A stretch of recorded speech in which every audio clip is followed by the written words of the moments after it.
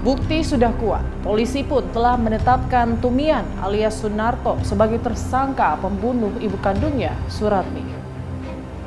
Dasar kepala batu, hingga saat ini Tumian alias Sunarto tak pernah mengakui perbuatannya itu. Barang buktinya ada sabit emas di situ. Enggak benar itu. Itu sabit siapa? Sabit saya mau ke rumah ibu saya. Itu bukan bus saya. Tapi di rumah emas. Saya nggak tahu. Kok nggak tahu? Kan di rumah emas. Iya memang. Palingan dong mas. Saya nggak tahu. Dalam proses penyidikan keterangan tersangka itu nilainya 0. Artinya kita tidak berdasarkan pada mengejar pengakuan dari si tersangka ini sendiri.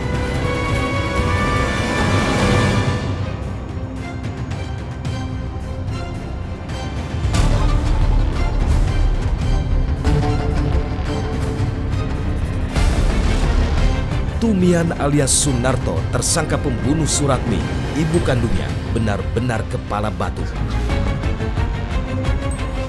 Ketika kami tanya soal apa yang dilakukannya kepada sang ibu saat di Puskesmas Cepiring, inilah jawaban Tumian.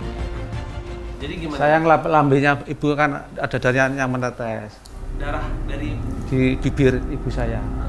dilap terus. Saya lap sama tangan saya. Oke. Jadi gitu ya. Iya. Soalnya setelah mas datang jenguk ibu, ternyata habis itu selangnya copot. Enggak Jadi yang nyopot selang siapa mas? enggak copot.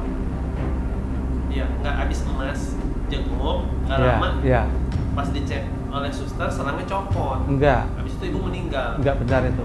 Jadi mas bukan mas yang nyopot. Bukan. Yang nyopot selang segede yang perawat itu. Begitu pula saat kami tanya soal noda darah di bajunya yang identik dengan darah korban.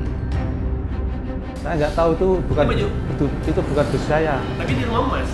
Saya nggak tahu. Kok nggak tahu? Kan di rumah emas. Iya memang. Palingan dong mas. Saya nggak tahu. Nggak tahu itu baju emas apa nggak tahu? Itu bukan bus baju saya. Oh yang baju biru bukan baju emas. Iya. Baju siapa jadinya? Saya nggak tahu. Tapi ada di rumah emas. Ya, tapi saya nggak tahu itu bukan bus saya.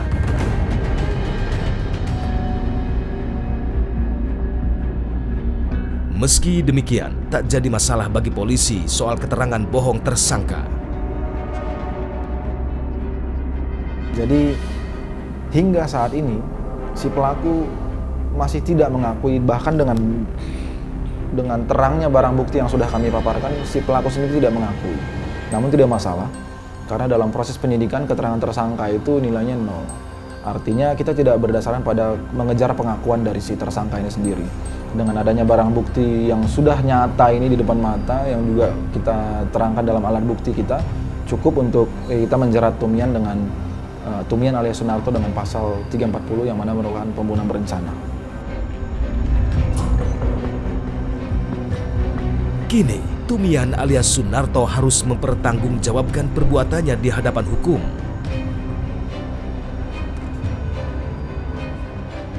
Dari beberapa hasil gelar perkara akan menentukan pasal yang disangkakan, yaitu pasal 340 pembunuhan berencana, di mana sanksi hukumannya maksimal 20 tahun penjara.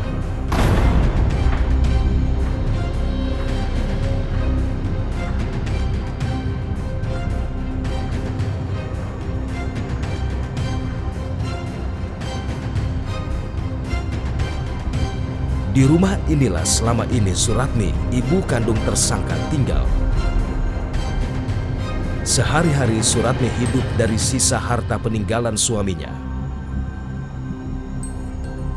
Peristiwa berdarah telah terjadi di keluarga ini. Sang ibu pun akhirnya tewas di tangan anak durhaka yang telah menghabisi uang warisan. Tumian alias Sunarto memang anak durhaka. Bukan hanya uang warisan jatah sang ibu yang telah dihabisinya, nyawa ibunya pun ikut dihabisinya. Demikian menyingkap tabir kali ini. Sampai jumpa pekan depan.